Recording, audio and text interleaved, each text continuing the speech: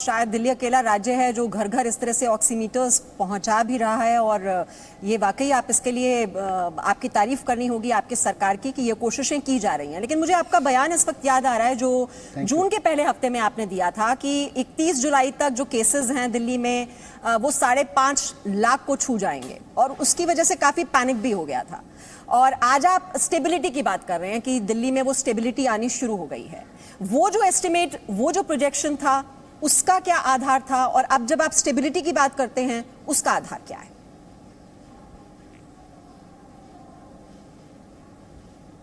देखिए, वो प्रोजेक्शन जो था वो भारत सरकार का एक पोर्टल है जिस पर एक्सपर्ट्स ने एक फॉर्मूला बनाया हुआ है। उस वेबसाइट के आधार पर, उस पोर्टल के आधार पर ही किया गया था। उस पोर्टल से आंकड़े लेके किया गया था।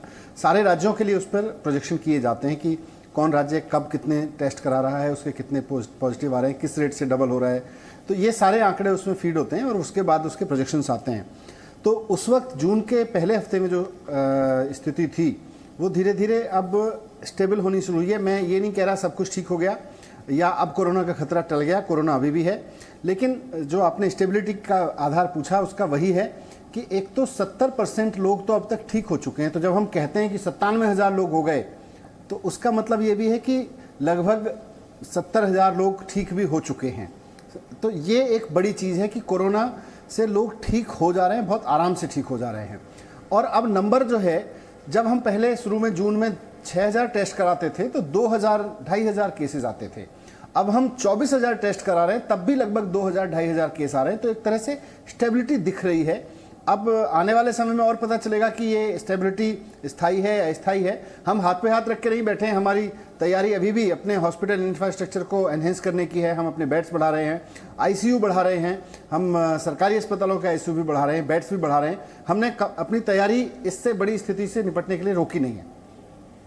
चलिए, फिगर्स में स्टेबिलिटी आ रही है। मनीष जी, ये बताइए, केंद्र सरकार के साथ जो रिलेशन है उसमें स्टेबिलिटी आ रही है?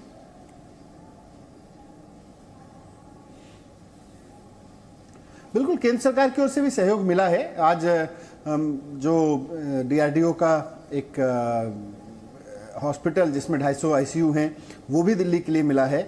इसके अलावा आईटीबीपी का मेडिकल स्टाफ हमारे 10,000 बेड का जो हॉस्पिटल बन रहा है उसको चलाने के लिए 1,000 बेड्स के लिए मिला है। हमें कुछ वेंटिलेटर्स भी मिले हैं, मास्क भी मिले हैं। तो केंद्र सरकार से सहयोग मिल रहा है।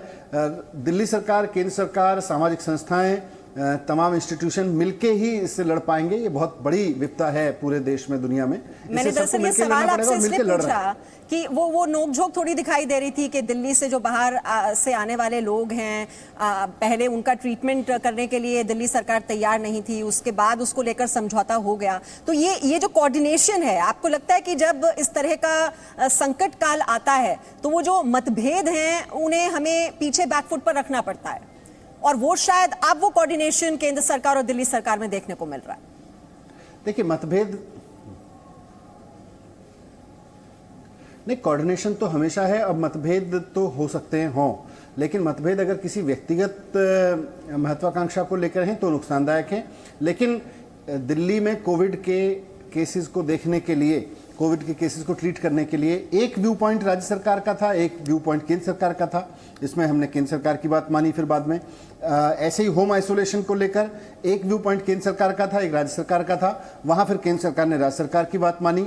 मुझे लगता है इसी को कोऑर्डिनेशन कहा जाएगा। हमेशा ये मान के चलना कि दो राज्य सरकारों के बीच में डिफरेंस ऑफ ओपिनियन नहीं होगा, ये तो संभव नहीं है। लेकिन डिफरेंस ऑफ ओपिनियन होने के बावजूद जो जिससे ज्यादा जनता का हित होता हो वैसे फैसले अगर लिए जाएंगे तो इससे अच्छी स्थिति क्या होगी। अच्छा मनीष जी, केंद्र सरकार से 5,000 करोड़ की मांग की गई है दिल्ली सरकार की ओर से, और दूसरी ओर हम देखते हैं कि दिल्ली सरकार की ओर से तो मुफ्त बिजली, मुफ्त पानी और ये जो फ्रीबी पॉलिटिक्स की एक शुरुआत हुई थी कि महिलाओं के लिए बसों में मुफ्त सफर भी जारी रहेगा। मेरा सवाल आपसे ये है कि वो जो फंड्स हैं, आपको नहीं लगता कि इस मुश्किल दौर में जब ये चुनौती न सिर्फ दिल्ली के लिए, पूरे देश के लिए है, वो फंड्स आप उस दिशा में डाइवर्ट कर सकते हैं?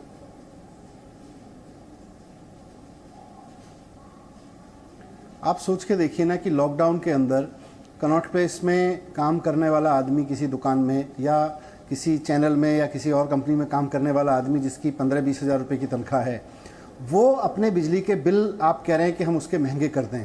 आप कह रहे हैं कि हम उसको वो उसकी अगर कोई महिला अपनी नौकरी के लिए जाती है, बामुश्किल 10,000 15,000 के लिए जाती है, हम उसको किराया उसका बढ़ा दें, उसके पानी के बिल बढ़ा दें।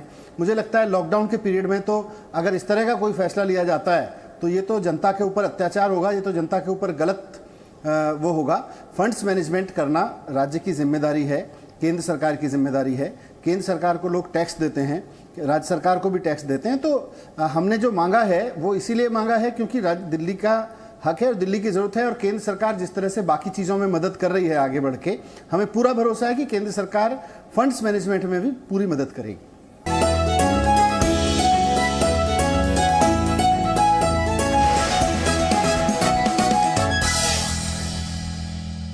Presenting B News app, available on Google Play and App Store. Download it now.